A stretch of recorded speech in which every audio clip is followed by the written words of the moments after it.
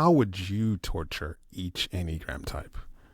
Now, don't act like you don't derive joy and pleasure from the pain and misfortune of others.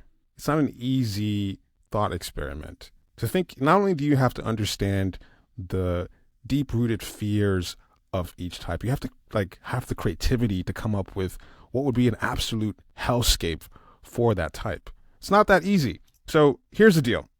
I want you to go in the comments and post your ideas for what you might think would be the most diabolical hellscapes for each type. Let us know in the comments, and whoever comes up with the most diabolical, the most creative ideas will win a prize. Prize number 1. We're going to run this episode back for the instincts. If your comments are the best, we're going to have you come on the show, even if it's just for a few minutes, to share your ideas on how to torture the instincts whenever we do that episode. Number 2, if you don't care about being on the show, we're offering discounts to our typing services over at Enneagrammer.com. Or prize number 3 is 1 month free to Enneagrammer members area, where we have hundreds of videos with all our super secret type wizardry and insights that you won't find anywhere else. So once again, let us know in the comments. Post your most diabolical takes on how to torture each of the types. Let's start the show. So Vinny's here with us today. He's a 7-wing 8 social self-pres. You guys know Dave. You know me. Vinny, do you have anything you want the people to know about you before we get started? Not really. I think the episode will speak for itself. All right. They'll find out about you. Yeah. How terrible you are. They'll know. So today, we're talking about torture, which is a very wholesome topic that anybody can get into, and I think it could be very illuminating for what these types are, to talk about what each. We've been thinking about this question: what's your absolute torture? What is the worst thing that can happen, as a way to sort of reveal type? But then the other idea is what would be the best way to torture each Enneagram type? And so the three of us today are trying to get weird and creative and come up with hypothetical scenarios that we would imagine would be the absolute fucking worst for each type. This is completely hypothetical, of course, and for entertainment purposes, but hopefully something interesting, insightful about the types can come out of this. If not, we just had some fun torturing the types. So we're going to start with 9 and go counterclockwise. So start with 9. So the first section, how to torture a 9? Who wants to go first? I think Vinny probably has tortured some 9s. So. Torture some 9s. I was thinking about this idea of taking a 9, putting them on one of those hamster wheels, but they don't have any capacity to get off the hamster wheel, so they just have to constantly be in motion forever and ever and ever. You cut their Achilles heel, they have to walk constantly on a hamster wheel. They can never sleep, never rest. They can never sleep. No, that's great. That's great. I like that. That's a great start. A 9 that can't sleep. Well, I was going to say, or you're putting the spotlight on the 9, mega spotlight, and everyone's looking at them, and what do you think about X? What do you feel about X? And they can't. Yeah, they can't. Okay, that's another. And here's another piece. Maybe add to that, or it could be a whole separate torture. Is to have them hooked up to some kind of electric, shock thing for just any time they say, I don't know, or well, or or just any of those filler words, Yeah, just no time filler words, or that's good. Indecisiveness. Yeah. No, I think the spotlight is a good one, because the force a 9 to be the big me constantly. So let's say, of course, there are 9s who've been supreme leaders of the world, but let's say a 9 woke up and everything that they said happened. People were asking, what do you want us to do about this? What do you think about this issue? And whatever you think about impacts millions of people, and your name gets put next to you're the one who did it. You have to take credit for your impact on the world. Because that's a 9 thing of things just happen to me. But what if everything that's happening in the world is happening because of the 9? And it's also, everything just happens to me, but it's also 9s are also at the same time wanting sort of everyone, at least in their immediate environment, to be okay. If everything was just okay, right? So their decision about what a bunch of people should do might not make everyone okay, and they're going to be worried about whether it's going to make a bunch of people not okay at all, Oh, that's and good. stressed That's out. good. Yeah. That's good. Like, I think it would be like if there were riots for some of the decisions that a nine made, and people were blaming the nine by name, There you go. it's your fault that, like, and there's suffering in the world because of some of these decisions. Yeah. And like, people are having riots and they're putting like the nine's name on billboards and saying everything that's wrong with the world is because of Yeah. what you said and what you decided. And then I'd like to bring in the electric shock again, so that if they start to say phrases like, but I was just, right? But I was just, blah, blah, blah, blah, right? Trying to, blah, blah, blah. They get a shock for that. It's got to be just, this is the intention, here's why I made that decision. They can't, there's no apology allowed or anything. I love the electric shock collar idea. So anytime you ask a nine a question and they say, I don't know, just shock. Yeah. Or one of those Yeah, dog just- collars that has yeah. the spikes on it that you could just yank. Yeah. And what I would do is I would yell at them, know something. No. Know something. Yeah. Something that would be absolutely hell for a nine would be, because nine can at least retreat to the body as like a place of comfortable caramel, sort of smooth existence. And so if you could take that away from a nine, that every movement had uncomfortable friction. Like you can't, like a nine was trying to get comfortable but can't That's get brutal comfortable. right there. You're trying to find like a happy medium, but if a nine is trying to find like even in like to balance things, but they always end up pushing things to an extreme. So like they're in their attempt to get comfortable, like they can never actually find balance. Right. Ever. Take a nine out of their body completely. Just remove, like that movie with Johnny Depp there you where go. they just take the mind and put it in the computer. No more bodies for the nine. You get Forcing rid a of the nine to body. be a head type. Yeah, basically force a nine to be a five. Like they can't feel their body. They can't feel embodied. Like they can't escape into the body, and there's just it's Right. all crackle pop in the head. That'd be a nightmare. Forever. Well, and that bring the electric shock thing kind of can go hand in hand with that, where I don't know, just any kind of comfortable position is met with an electric shock. Okay, yeah, a nine gets comfortable. As soon as a nine gets comfortable, they get shocked. Yeah. So they have to be uncomfortable. Yeah. I think we've got. No, a that's theme good. The shocks have to That's keep good. have to keep happening at random times though. Don't want them Well, to get that too, comfortable yeah. with the uncomfortability, so it just has to be That's truly right. random. Yeah, because if it's on a steady pace, right, then it'll be It has to be part of the intermittent. routine. Yeah. I was thinking about it just in terms of the attachment types, that anything you present to I guess all the types, all of personality, they're going to get used to it. And so this torture, you have to kind of design something that resets every day or resets every week. With the power of generative AI, you could just have ChatGPT brainstorm creative ways to reset the torture every time the nine gets used to it. Yeah. Hey ChatGPT, can you brainstorm some cool ideas for how to torture? It needs to be It would have reset to be every different. 24 hours. Yeah, a new thing every 24 hours. It can't be the same. Right. Actually, no, that's a great idea. Yeah, you set like an infinite number of scenarios with ChatGPT. Yeah. And that I guess center around discomfort, but different types of discomfort for the nine, so you can't get used to it. You can get an Ex Machina robot that just thinks of endless creative ways to reset things. All right. So let's move on to 8. I was reading about this torture method called the brazen bull, which was like a historical torture method where they would put someone inside of a bronze bull. Like they put them inside this massive bronze bull and then they lit a fire under it so that the person inside would boil to death.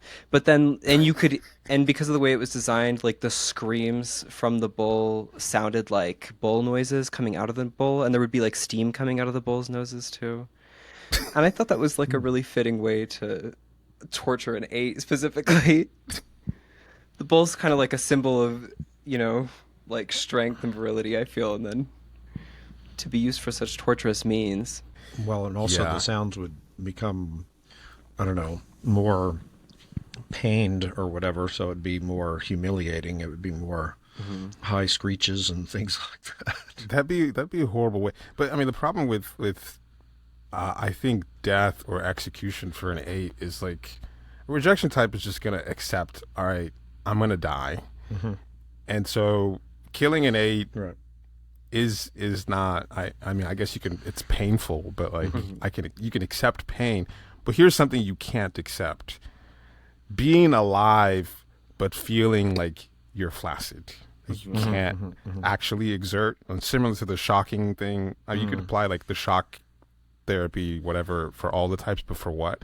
So anytime like the 8 sort of tries to rev up the engine, like their personality wants to exert or feel aggressive, if there was a shock for that, that would be absolute torture. So like being forced to be a flaccid personality would be like someone who can't exert their will in the To be world. tame.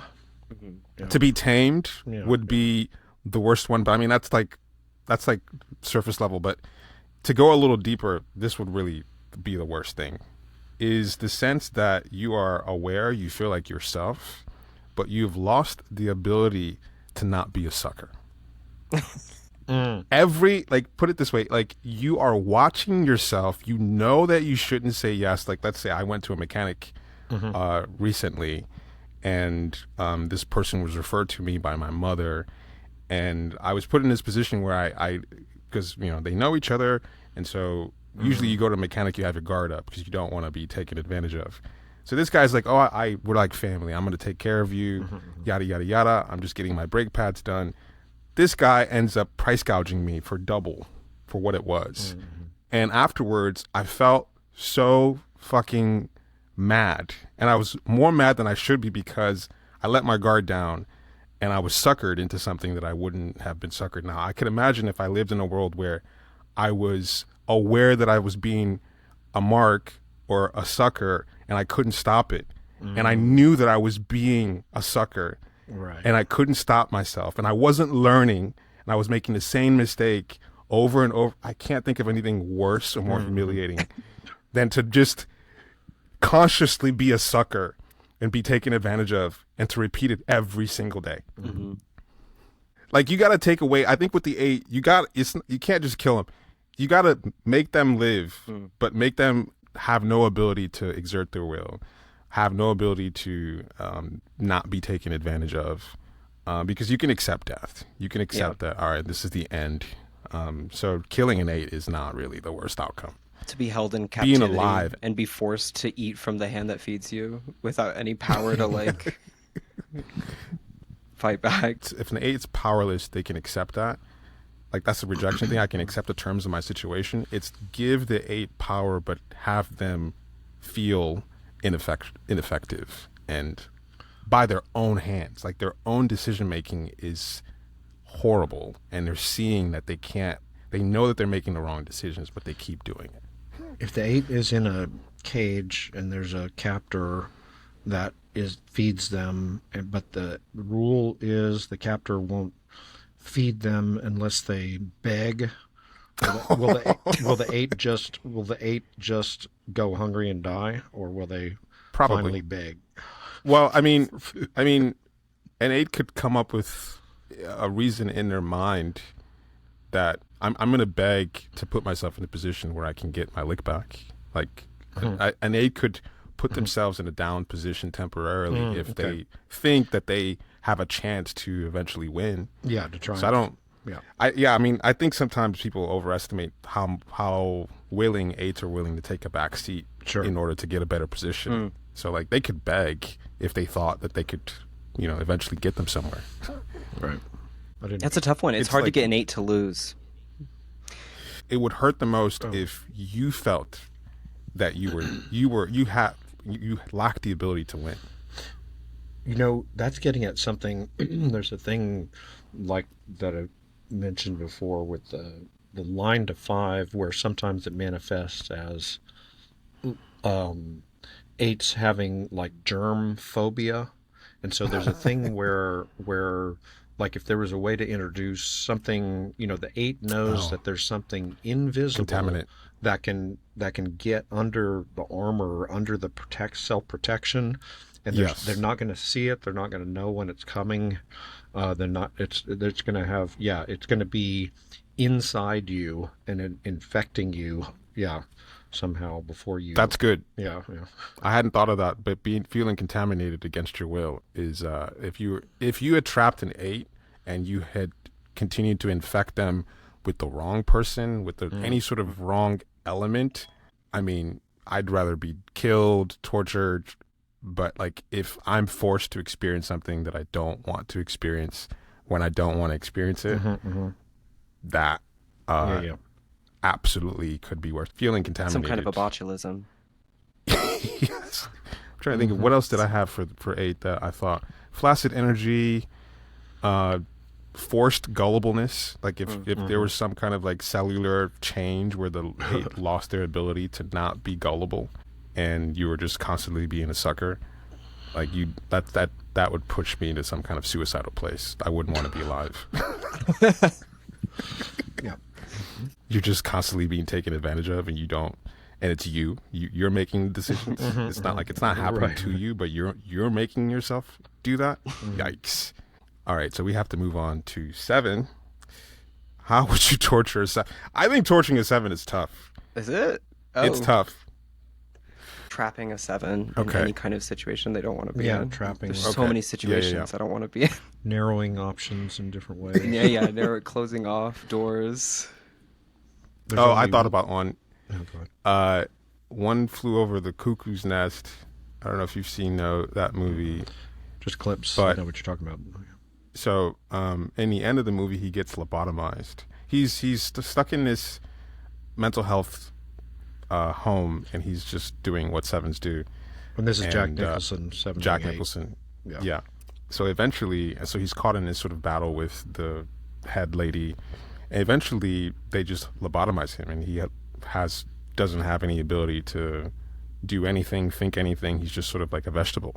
And I was thinking of like, this is, I mean, worse than being dead is you're stuck in a body, you have consciousness, but you've lost the ability to organize new experiences for yourself or even imagine, like you're just a vegetable. And so just kind of like forced into, I think even being paralyzed Yeah. would be the worst. Being alive and you don't even have the choice to say, I don't want to be alive anymore. You're stuck in the body and you can't move, you can't. But being lobotomized seems worse because you've lost your imagination as well. Right. Well, if you lost your imagination, then you might not know you lost your imagination, in a way. So maybe it wouldn't be so bad. But if you were, if you couldn't move, like part of the 7 thing is thinking of possibilities for one thing of things that you could do or things that could happen. So you'd still have the 7 thing of thinking about what you could do, all the things that could happen, but knowing that you're in a body that can't do anything. Can't do anything. Yeah. Yeah, like being like if you were in a quadriplegic state, like from your whole entire body was paralyzed and you could do nothing, you couldn't take care of yourself, you could think of all the things that you could do and you could see what everybody else, like the FOMO aspect too, seeing everybody else do the things that you want to do and not being able to do that. Yeah. Now that would make it really good is to have a running film in front of you. You're quadriplegic, you can't move, of people doing things. Yeah. Like doing a lot of exciting things. Well, there's a video you're forced to watch a video of not just people doing things, but people doing exactly the things that you imagine that you would want to do. That kind of thing. Yeah. They're getting to do it and you're not, and you're getting to watch them live out your dreams. Custom made for the Custom particular built, 7. For the 7. For the particular Jesus. 7. Yeah. Once they're quadriplegic, you can just comb through all their like journals, diaries, like you get whatever information you can gather on them and custom design the movie just for them. Have the Clockwork Orange thing where they've got the Oh, yeah. their eyes pried open. Yeah. Yeah. The other thing you could add to that is that even being able to witness what you've imagined, you can get some kind of juice from that. what would be horrible is that you get an initial hit of what it would be like, but then your senses get zapped of color, and like your ability to enjoy things starts to degrade.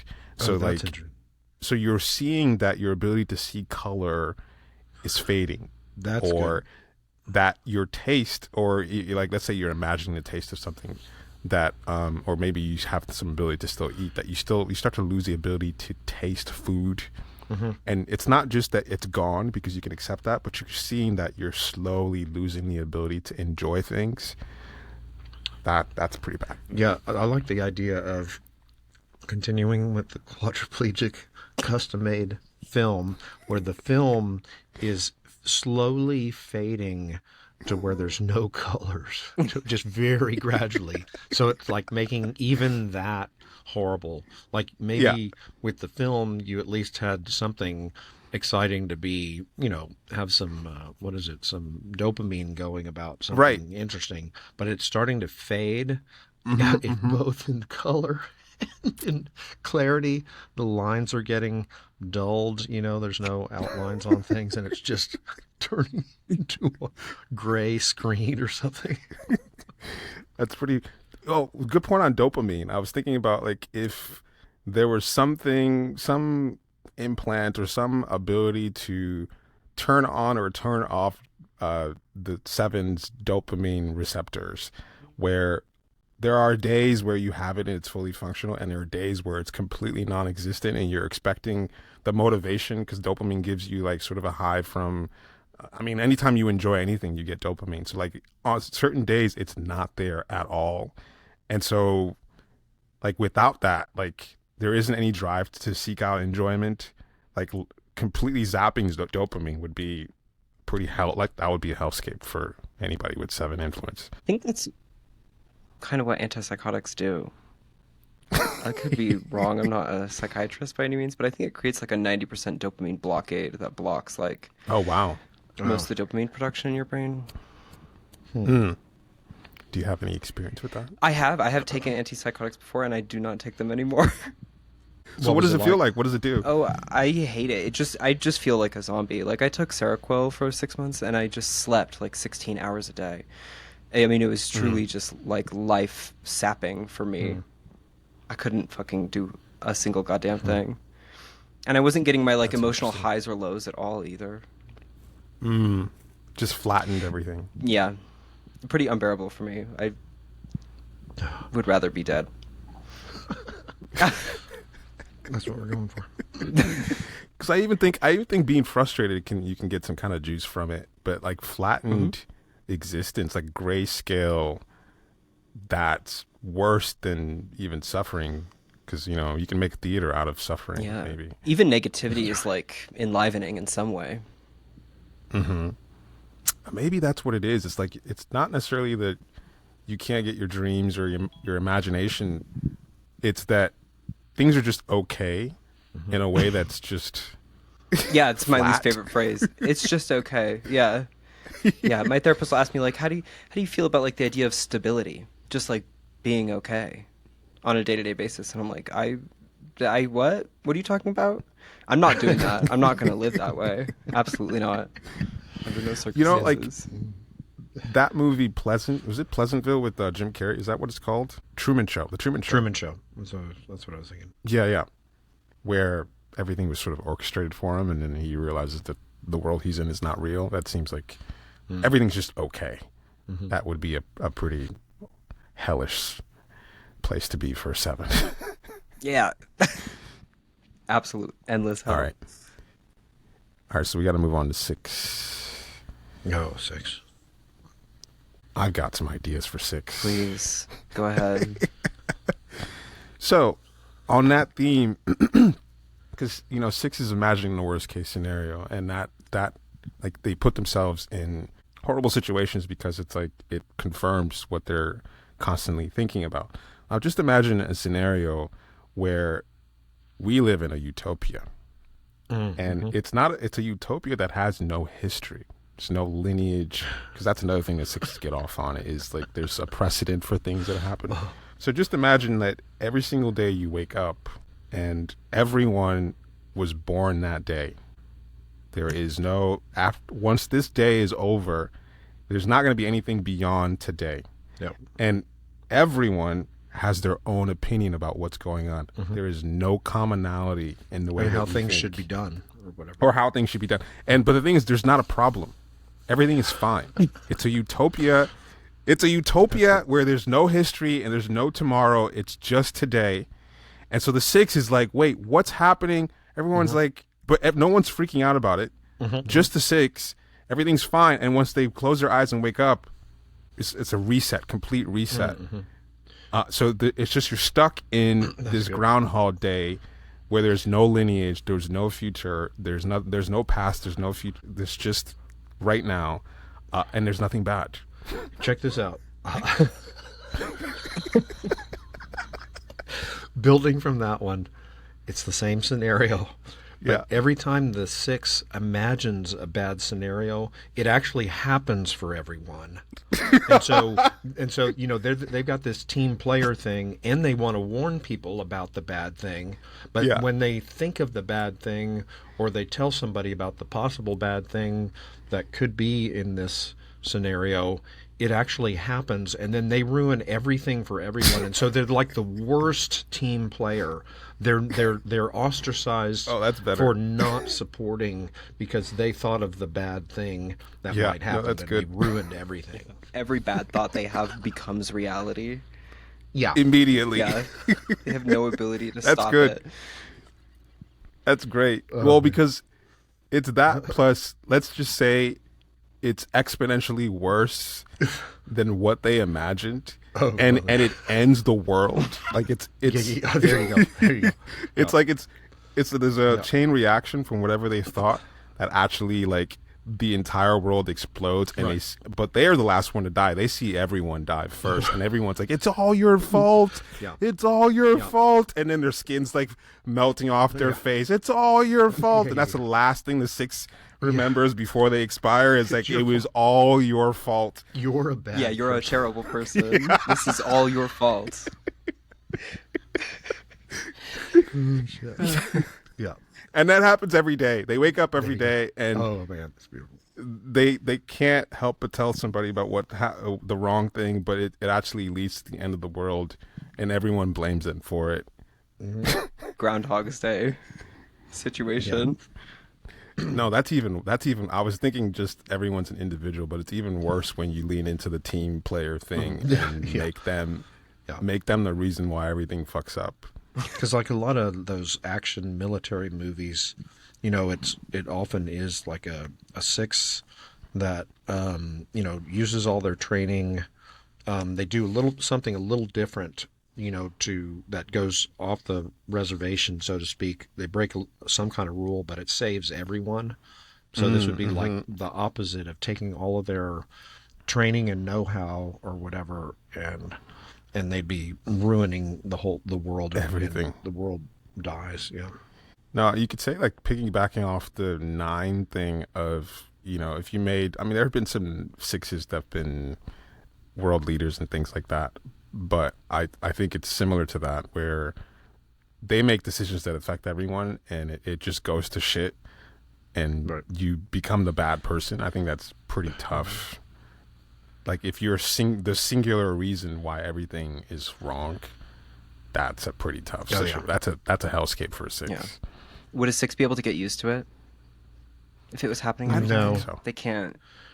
They can't. They can't adapt to They it. can't. No, they really can't. That's like the thing that they're jumpiest about is that thing of, oh, I didn't, I didn't, it's that kind of like that, just not wanting to be blamed for anything, for the thing that goes wrong, or the mistake, or even dumb little mistakes, You could say like, what if a six woke up and they were a cult leader, like a bad cult leader, and they knew, and they could see that the other sixes out there were, blaming them. They wanted to do the six thing, but they can't because they're the one who's running the whole thing.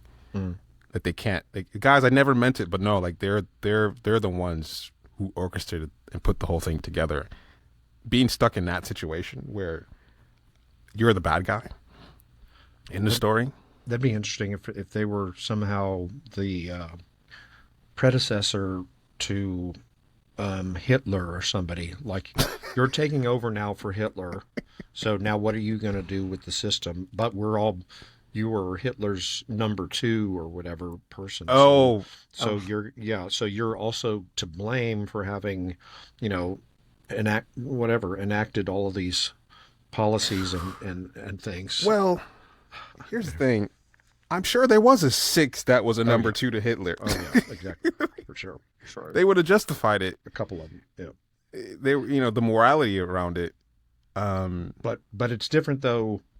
They did have Hitler though to be the bad guy, and he was okay with being the bad guy, right? Okay. And so when it is them, the whole thing starts to crumble. I mean, in the whole concept of a 6 ever being a dictator, the concept starts to crumble when you think of it that way. They're just not going to be able to handle the pressure the of blame. being the bad guy. Yeah. It's a Freaky Friday situation where an 8 and a 6 swap places. They switch bodies. Like a 6 has to be Hitler or Charles Manson. There you go. And the 8 has to be like in the 6's body. Fearful and worried about the bad stuff. Right. Ugh. Yeah. So let's move on to 5. What are you guys' thoughts? I have some ideas for this one. Like an abstract scenario where basically the 5 loses the ability every time they sort of like see beyond something and try to come up with something new, and they want to articulate it or write it down. The only thing that ever comes out is some basic thing that everyone already knows. Like they basically lose the ability to deconstruct things. And another thing that would make this even worse is that I want to see the 5 seeing themselves parroting basic nonsense. They're in a world where everyone they see is them, like a clone of them, and everyone has the same thoughts. No one comes up with any, no one is perceptive or coming up with anything original. It's like you're surrounded by zombies mentally, and everything that you try to articulate, you're essentially a zombie of something that's come before. You're not forging any new paths in the mental center. So like the worst case scenario is just being a intellectual zombie for what's come before. No new paths, nothing new. It's kind of That's good. feels quite different than the 7, where like the quadriplegic thing for 5, you want to take away the brain instead of the body for 5. That's where I was going. You just want to turn them into like a zombie that is nothing more than body. That's where I was going, is like, what if the only way that 5s could generate any new sort of angle on, an abstraction, a concept or whatever, is, or thinking even in general, they would have to be on like a treadmill or doing moving or doing something physical in order to even generate any kind of thought. They'd have to be doing something vigorous with their body in order to conceptualize at all. Yeah, no, that's tough. Yeah. I could see some 5s taking that challenge though. Yeah. Of just having to work out in order to come up with something new. Here's the thing about like Chat GPT. To have your mental center essentially be a Chat GPT, you're stuck in like a Chat GPT sort of mental space where you're just generating stuff based on what's already been fed to you, not necessarily coming up with original insight. Losing the ability to come up with original insight, and I think it would be, I'm trying to think of a scenario where you'd be forced into that as a role. That's what you do, is not come up with insight. A 5 just being the predictive text, like text message thing, where There it you just go. predicts That's the good. next word that you're going to say That's good. based on what you've already said. I know that's what it is. Like a 5 has lost the ability to be insightful, so that they just remix what you've said to them. Like all that they can express is they become a mirror. Like if you said something to a 5, they'll just repeat it back to you in different words. That's pretty brutal right there. That is pretty brutal. That's pretty bad. Existing in the world is pretty tough for 5. Just, it's pretty overwhelming for 5 to exist. Torture for 5. Go exist in the world. Yeah. You have to take away their capacity to over abstract things. And also just that their awareness that, because I mean, the rejection thing is like, I'm building up this capacity in this center. Like if you take that away, if like basically the 5 loses the ability to consolidate their intellectual skills, like whatever they're focused on, like you never actually go deeper. Like you always stay at surface level in whatever you're interested in. I wonder how a 5 would do in like a memento mori situation where their memory gets wiped randomly, periodically, and That's good. all they can do is like essentially just be a zombie because they can't remember anything that they're fucking thinking about. Yeah, because a big part of the 5 thing is the trail they took to get to where their theory landed or whatever. You know? Oh, you know what? That's great. I was thinking that's a great insight that you could say that the types, filmmakers, for example, would create films that would exemplify their worst scenarios or what they would be their own personal hell. And it's interesting that, you know, the filmmaker for Memento is a 5. Just like losing your memory and waking up every single day or having to like piece together the framework of what you are or where you're going, what you're trying to do. That's a fucking worst case scenario, especially for that's all you are is your mind. Right. That's interesting in the contrast between 7 and 5. 7 hadn't thought about 5 necessarily exactly being past oriented, and it's an imprecise term. It need to be qualified or whatever. But 7 is sort of future forward. There's almost a way that 7 would be fine with a memory erasure. Yeah. And 5 wouldn't. Oh, that's interesting. To lose the map, the maze, or the labyrinth that you've devised yourself. I mean, I could imagine just being 5 fixed of like you are pursuing some kind of trail. Just imagine if you know, I have like 13 tabs open and I was just on the verge of getting somewhere, and for some reason that was wiped away and I don't remember how to get back to where I was. I mean, that happens anyway, but just like that's pretty terrible. That's a pretty terrible thought of just like you lost your ability to get back to wherever interesting spot you were at. Because I guess it comes back to competency in the mental center. So it's like to lose your ability to build skill in the mental center is you might as well be dead. Let's move on to 4.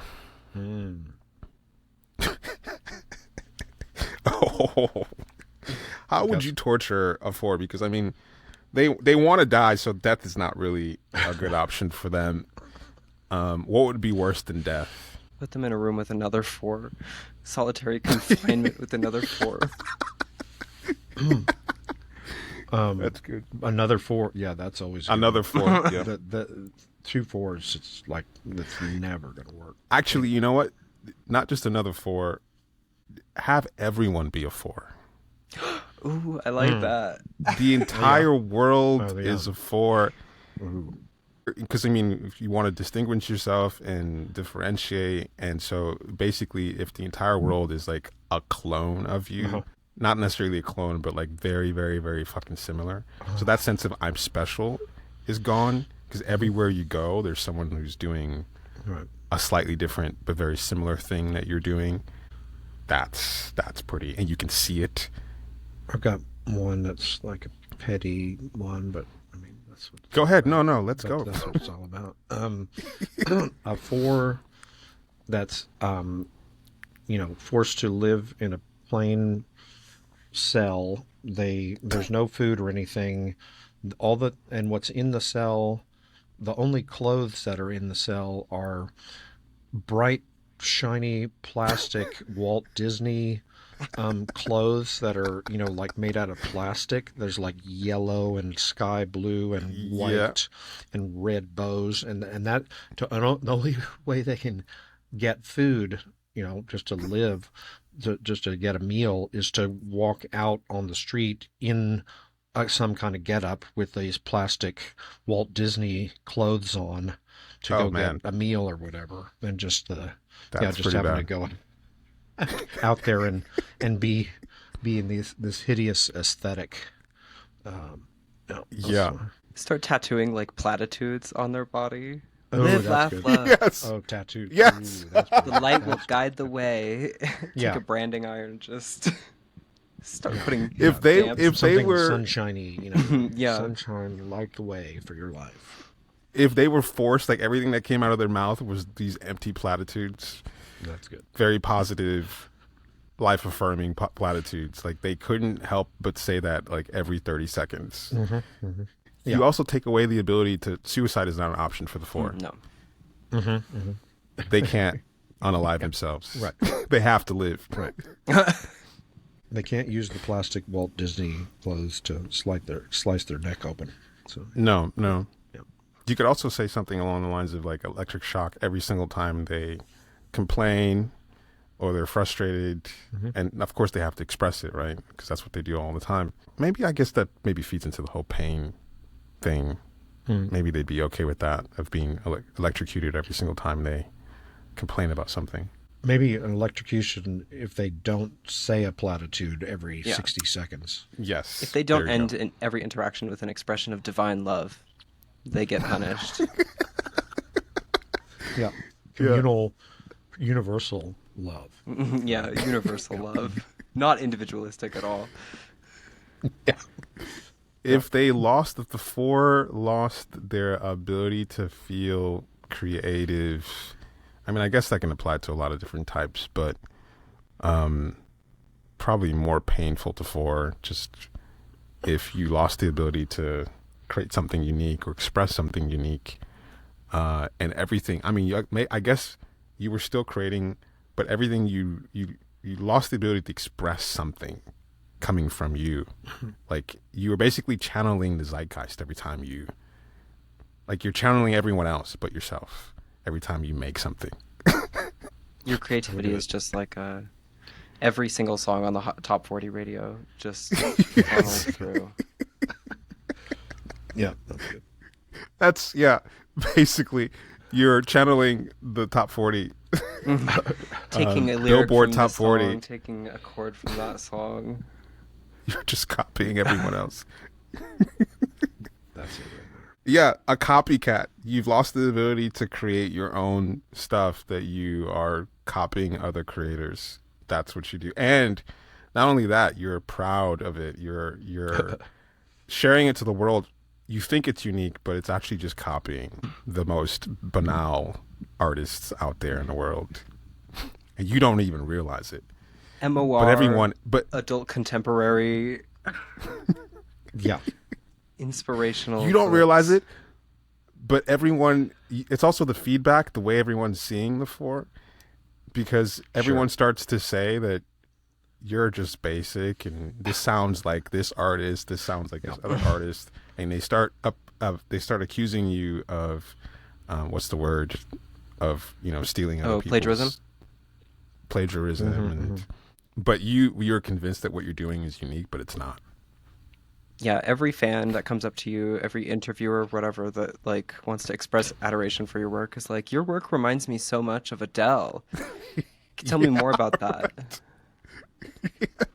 Yeah, but then you start claiming that it's new, this is your own unique thing, but everyone is telling you they're telling you that your work is influenced by so many recognizable mainstream artists, but you're convinced that it's the experience of what you're doing is personal, but it actually ends up just being copying mainstream artists. That would be pretty. I like that, yeah. I noticed you look a lot like Ed Sheeran. Can you tell me more about that? That's pretty bad. The Image Center is where I love like the ideas of public humiliation. Oh yeah. No, that's key. That's very important. 3. I probably have a lot for 3. There's so many ways to tarnish a 3's image with torture. Yeah, it's so other oriented in terms of success that you just have to set up a scenario where they're confronted with their own failure. Not just their own failure, but other people witnessing their own failure repeatedly until that's the most I think it's probably easy to torture 3s, to set up a scenario where they're publicly confronted with their own failure through the eyes of a crowd. Let's say you have a room or a stadium, and there are screens everywhere you can see. And there's like hundreds of thousands of people, millions of people. Everyone that more than just millions of people, everyone that the three has ever admired or respected, past or present, is in this stadium.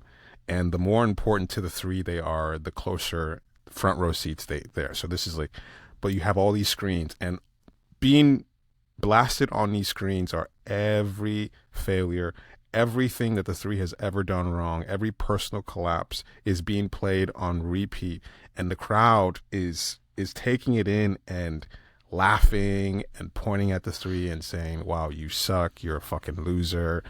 And this doesn't stop. Like it's forever. It's on loop.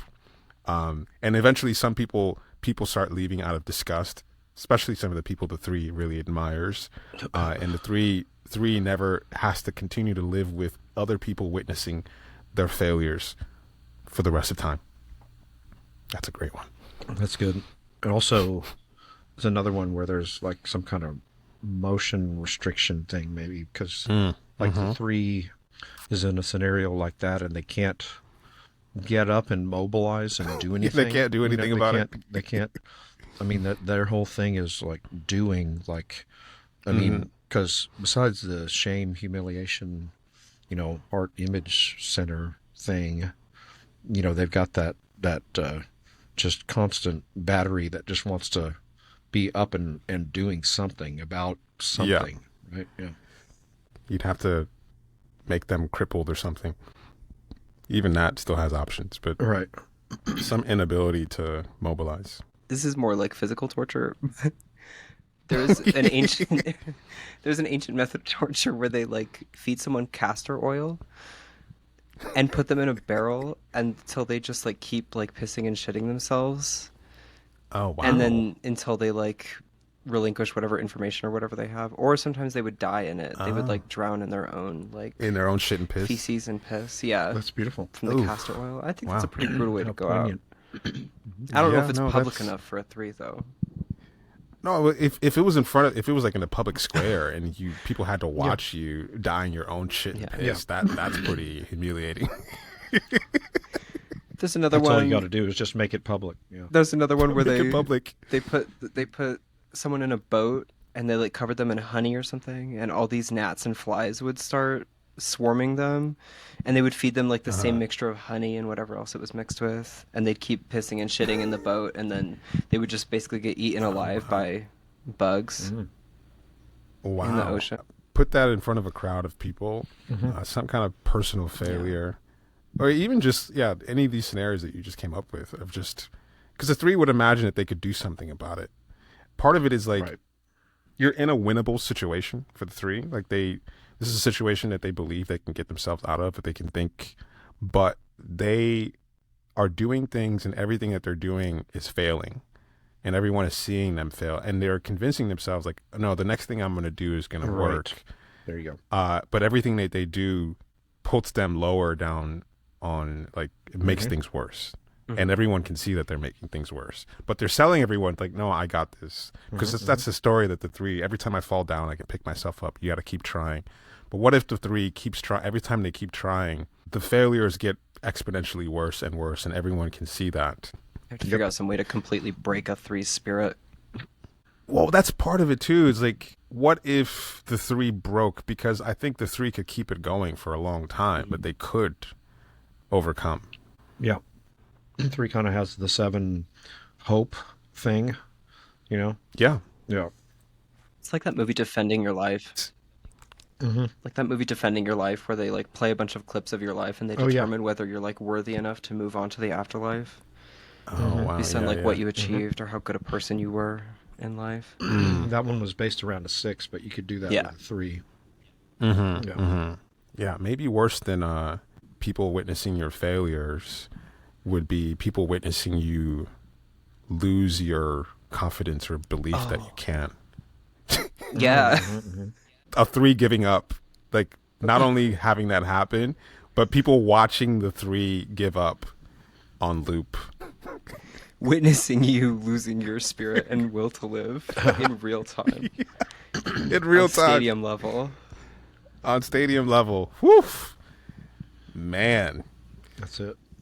Yeah. Suicide is not an option also. You don't get to escape this. You have to live knowing that everyone has watched you break. Isn't it almost in a weird way what that Elliot guy, what was that incel Elliot guy that did those murders? Oh, right. It's almost like Elliot Rogers. It's almost like he filmed himself failing, and so he had to kill himself in a way. Yeah. Yeah. Well, one, he had to go and murder some people for the injustice of him failing. There you go. The narrative of being a winner for a three who consistently loses, they still, even in suicide, have to feel like they got to win. So you have to take that away from them. You have to make suicide not feel like a victory for the three. Yeah. Because that's what he did. Like, you guys have to pay for this injustice of him not being able to get a girlfriend. It's crazy, man. It's crazy how, like, insidious type can be. Like, even when you're losing, like, you can still convince yourself that you're winning in some convoluted way. Okay. This one might be tough. How to torture two. You have to take away their ability to express love for other people. You basically make everything that comes out of the two's mouth what a four would say. Oh, perfect. No, that's it right there. That's where I was going, yeah. It's Freaky It's like Friday, nothing- but with 2 and 4. It's another, maybe it's a shock collar or whatever. If they say anything flattering or positive towards other people, it has to be a negative. It has to be an insult, a criticism, or something that they say to anybody. That's their only means of relating to people, because they're going to be wanting to relate and interact with people, but they get a shock every time. And if they try to explain it, sorry, but I have to say an insult, that gets them right. That's a double shock right there. That's good. That's good. Sorry, I have to say an insult right now. Yeah. I'm bringing in the 9 here. Sorry, I didn't make you need to feel uncomfortable. Because I'm thinking of because my initial thought was like everyone is saying that you suck or you're not helpful, but that's twos get that anyway. Like they don't take that. That's true. So I don't even think that would even touch a two if there was a brigade of people who were saying you're a terrible person, because a two can't even see that. Yeah. What would be worse though? It still has to be image. You could allow them to help you in a way that like ruins your life or something. I don't know, or like really, but they're not going to care. Yeah, they're not. They're going to care, but they're not going to take. They're going to be like, I had good intentions for this situation, this person, because I've seen my mom do that. Of just like, it's a shit show, but she's not going to say that it's her fault. Like she's not going to be able to hold on to that. It's kind of the problem of like every type is almost perfectly has their disintegration type. So like twos are perfectly armored. They have the 8 in the back pocket in a way. They're like indestructible that way. Like even in a way that core 8s are. I mean, it's sort of an abstract idea. Yeah, but no, there's something there. I mean, maybe do you take away their ability to help? Is that how you get to them? It's the quadriplegic again. It's yeah. Yeah. Cut their tongue out. They can't express any love. Cut their verbally. tongue out would be good. Ooh, that'd be good. Yeah. No means of expression at all would be good. Yeah. So they can't. What if they interact with people. become takers? Like, because two wants to give first as a way to get in and offer something. What if the two is forced to be the most selfish person and demands from other people first before they basically lose the ability to offer things, even when they intend to? Like they're demanding, demanding that other people make them happy versus trying to make other people happy. If people, I know the two would insulate themselves against this, but it still would be torturous. They don't like this. If people were allowing them to help them, but then soon after saying, "You're the worst thing that's ever happened to me." And they kept hearing that every single time that they helped someone. There wasn't any wins. There wasn't any sort of positive feedback. I mean, the two would let it bounce off their skin, but I think if it was repeated After a while. over and over again, "You're the worst thing that's ever happened to me," after like something that they really thought could help somebody, well, yeah, that would be Now the that's repetition torture. of it. Slow, Yeah. degrading of the ego. it'd be like a Groundhog Day scenario where it would be the same phrase, and no matter where they went and whatever the scenario would be, the same phrase would be The said to same them. phrase is good. That's "You're the worst thing that's ever happened to me." I feel like you could break a two with that. But I think it's pretty tough to break a two out of all of them. I think coming up with a scenario, you'd have to take away their ability to help, or you poison their helping or their offerings in some way. pride, sacrosanct pride, just perfectly sealed, just pride in yourself and everything that you do. It's kind of hard to break. Yeah. I suppose you could also say they lose their ability to identify ways to be helpful to people. If they just lost that, that sort of heart sense of like, "I know what you need." What if they didn't know what you need? Yeah, suddenly every answer is "I don't know." They become kind of I really need your help right now. Please, can you help me? I don't know. I don't know. I don't know. I don't really know what you need. That's good. That's good. I don't know what you need. I don't know. I don't know what you need, and I think your outfit's really ugly. Bye. Right. The combo platter. Yeah. Let's say they do know, but they can't stop expressing that they don't know, and they can't stop expressing negativity at the same time. It's like they can't stop, but inside they're like, "But I do know, but I can't say it." Yeah. That's good. They have no sure footing anymore. It's just constant ambiguity. I don't know what you need. I don't know. No, that would be, I cannot even imagine if my mom was like that for one day. She'd want to blow things up. Okay, so we're down to one. This is the last one. How would you torture type 1? Insert termites under their skin. Like part of it is knowing the way to improve or how something should be done, but it's a singular thing that they always have. If it was somehow they had to say a multiple options for how something could be better. I don't know if that does anything or is strong enough. So they're confused about how to do it. Yeah, confused about how to do it, or, I mean, it always comes back to shock treatment or whatever.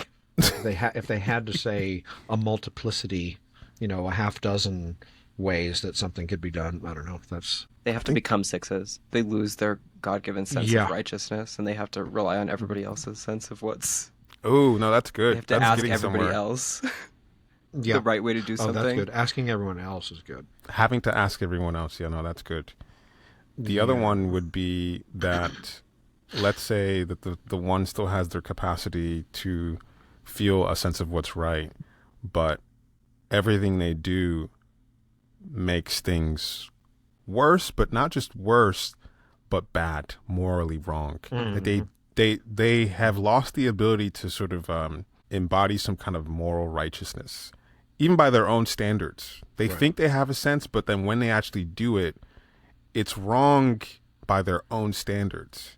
And I guess, I don't think it's necessarily that everyone says it's wrong. It's more that the one needs to feel like they're fucking it up. No competent, like they're losing their sense of being able to competently fix it. Like they're betraying their own sense of rightness. And so they have to start doubting that their sense of rightness is pure. Like somehow it's been contaminated by something wrong, and they can't figure out what's wrong with their own sense of rightness, because they're trying to do it, but everything they do they think is wrong, and they know that they need to fix it, but they can't fix it. Like, like for example, if they had like a self-pres one who had like a certain way that they wanted their room or their house to be, and they would try to make it that way, but everything they did just made things worse. And so you were stuck in this cycle of, I know the way I want this to be, but everything I'm doing gets me further away from the ideal of what I want to experience. So I'm stuck in a labyrinth of my own frustration with myself. You present the one with a trolley problem. Do you make the trolley hit these people or these people? But neither of the decisions that are available to them are the morally correct one. Like, none of them are perfectly aligned to their sense of morality. Yes, but they have to make a choice. Mm-hmm. That's good. They have to make nothing but imperfect choices. What if they, in order to make a pronouncement about any given thing, about how something should be done or what's right in any given situation, they have to appear before a council of sixes and argue their case before they can even state, before they can They have to pronounce prove it the first. thing anywhere. Yeah, they have to, and it's like 6 sixes, and then there's another committee of another couple of sixes, and they have to go through this process every time they want to say the thing they know is the right thing to do or say or believe about a given thing. Yeah, no, that's good. So it's got to be tested. It gets really, they'd have to do all this heady stuff to try to convince, they'd have to get really granular instead of the thing of like, I just know this is the right thing. I just know it in my body. What if they lost the ability to know? Yeah. And they were stuck in sort of like not even like a sixth mental center, but just like still like a super ego, but undefined sort of mushy super ego sense where you're not confident in your own sense of rightness anymore. Losing all of your sense of just having to walk around and be confused about what exactly you're trying to do stuff, but it's like things keep slipping through your fingers. Like you can't actually make anything happen or anything right. Mm-hmm. That's pretty terrible. Yeah. The competency in the body center, like if you hit that, if you can't do anything right, your even sense of what rightness is compromised. It's like that performance art robot that's like bleeding to death, all of this oil, and it keeps trying to scrape its oil back together over and over again, Yeah. but it can never like stop bleeding out all of its oil, and it can never like put itself back together. It's just like losing sand sifting through its fingers, really. Yeah. That's getting at like the social self-pres overlap with one, like social in one context is an idea, a concept, and self-pres is the permanence and the resilience and the solidity of an idea, of a certainty, right? And so that's that melting, lack of solidity, that bleeding thing is hyper counter to the whole one thing. That this thing isn't, that their idea, their principle isn't standing tall and like a straight column that's never going to crumble or whatever. It's bleeding down. Yeah. I guess if they lost the sense that their principles were right. Which is a kind of bleeding almost, you know what I mean? Metaphorically, right? It's like it's your will isn't sealed up, galvanized into, pumping this muscle. It's sort of bleeding out the firmness or something. All right. We hit all the types. We could do this again for instinct stacking. I think we could like really dig in. I mean, we had to move fast because I didn't want this one to go too long. But that was fun.